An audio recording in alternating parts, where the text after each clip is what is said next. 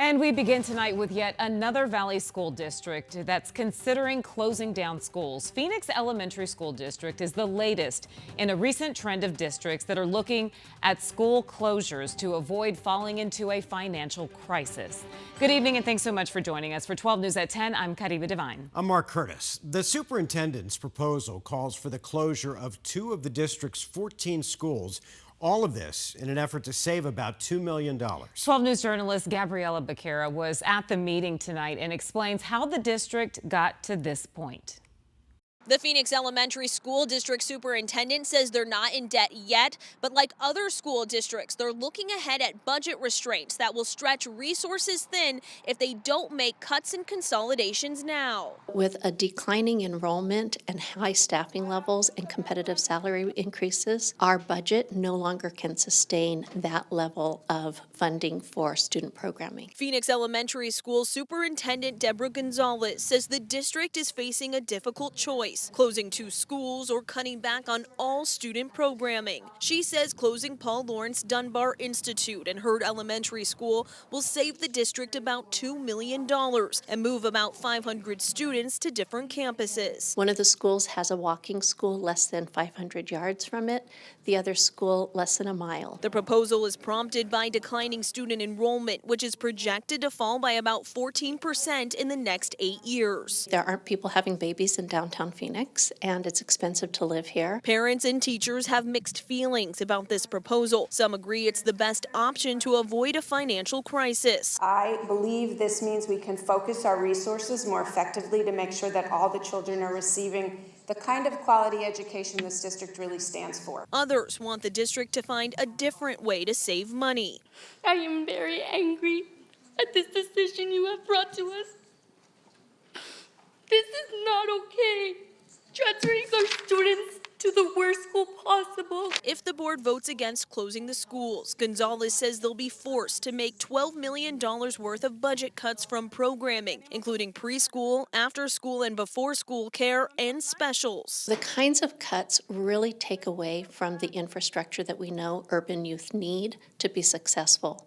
We've worked really hard to improve our academic achievement and are showing gains across the board. We can't continue to do that when we're spread so thin. Phoenix Elementary School District will hold 3 more public meetings before the board decides whether or not to close these schools. In Phoenix, Gabriela Becerra, 12 News.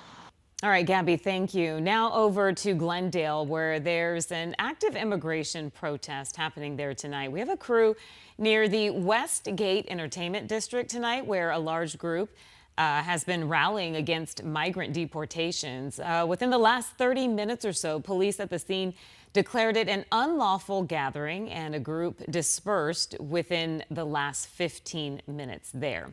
The protest caused the entire Westgate Entertainment District to close down a little bit earlier today. Glendale police and other law enforcement agencies surrounded the entire plaza, not allowing anyone in because a protest was planned to take place on the property.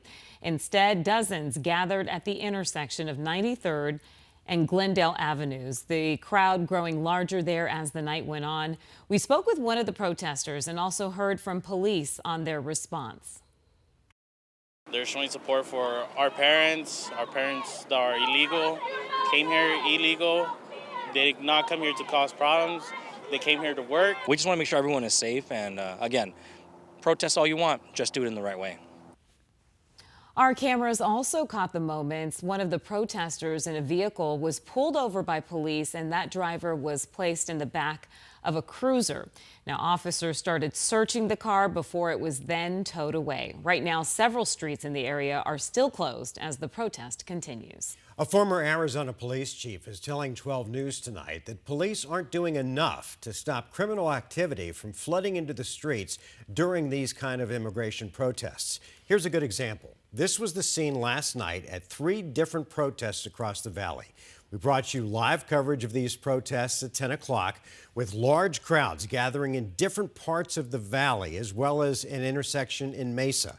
The worst of it might have been at the intersection of 43rd Avenue and McDowell, with trucks and cars doing burnouts, putting everyone at risk.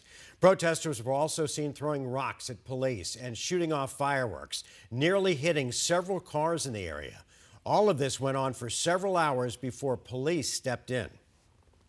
Enforcement should have taken the appropriate action immediately. By not doing that, by not stopping this and confronting it and arresting or dispersing, or both, those people, they embolden them to continue to violate the law. And then it escalated into felonies being committed.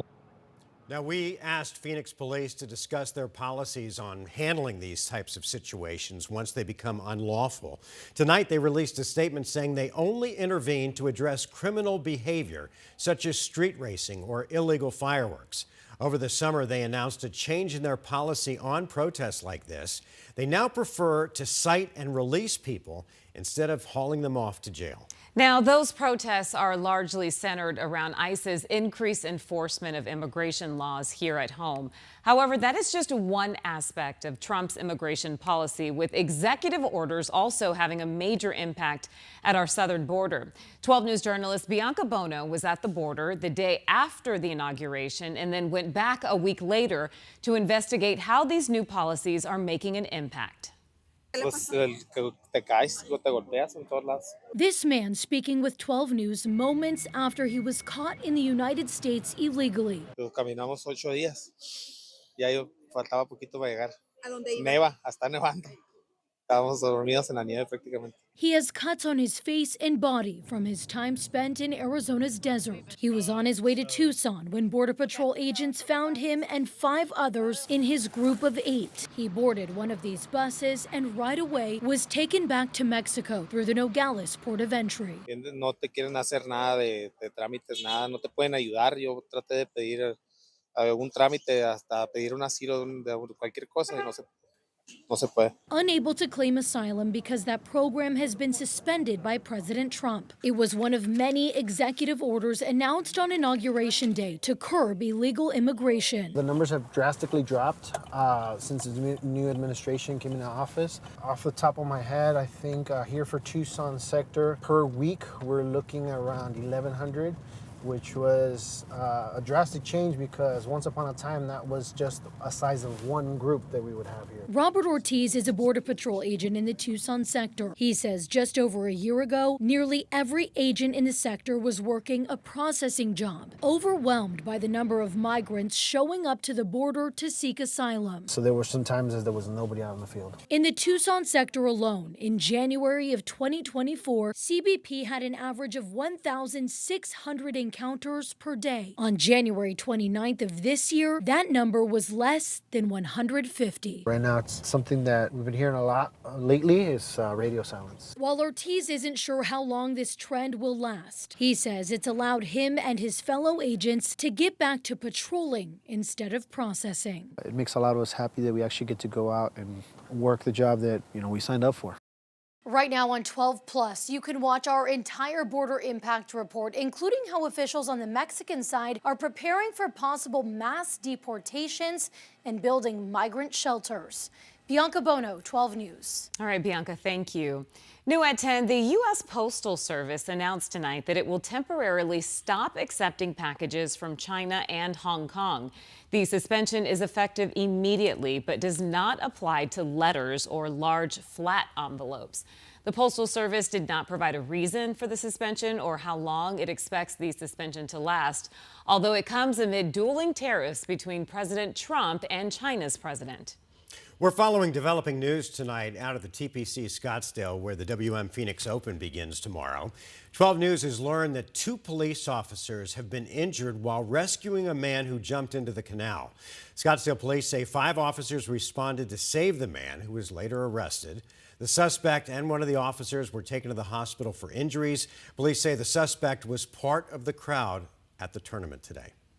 Happening tomorrow, jury selection is set to begin in the case of an IRS agent charged with shooting and killing another agent at a Valley gun range. Back in March, 42-year-old Larry Brown was indicted by a federal grand jury in the death of IRS Special Agent Patrick Bauer. Prosecutors say that Brown recklessly handled his gun before shooting Bauer in the torso with a single shot. If convicted, he faces up to 8 years in prison. Still